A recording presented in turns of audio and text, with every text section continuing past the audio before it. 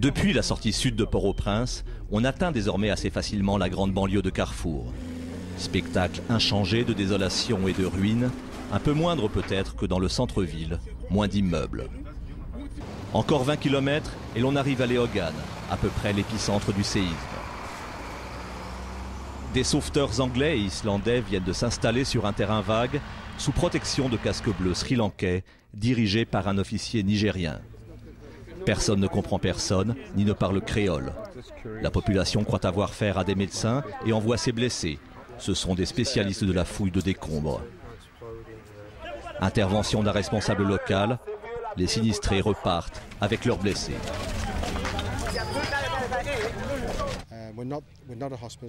Nous ne sommes pas un hôpital, ça me fait de la peine de le leur dire.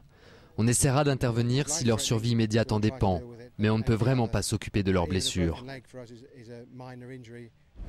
Un peu plus loin, c'est l'embranchement de la route de l'amitié, celle de Jacmel, la plus belle du pays, disait-on, construite il y a 30 ans par les Français.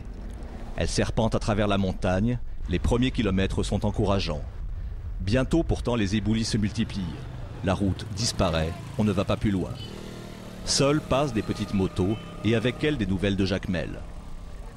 Bon, à Jacmel, la situation est vraiment critique parce qu'il y a des maisons, des grandes maisons, les maisons institutionnelles qui sont tombées et puis la ville ne veut pas fonctionner, il n'y a pas de gasoline et puis les gens ne peuvent pas trouver de la nourriture pour consommer.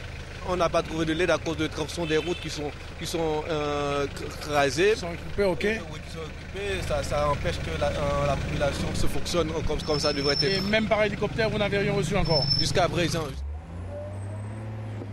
En redescendant, nous croisons un engin de chantier. Pour l'accompagner, 2 femmes sous la menace constante de l'écroulement de la montagne. Leçon de vie. Ce travail, avec cette machine, on est obligé de le faire. Quel que soit le danger, on n'a pas peur.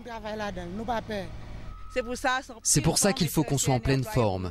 C'est notre job de déblayer la route pour que les gens aient l'accès aux médicaments et aux soins. Dans 2 jours, si tout va bien, la route de Jacmel sera réouverte. Les secours pourront passer.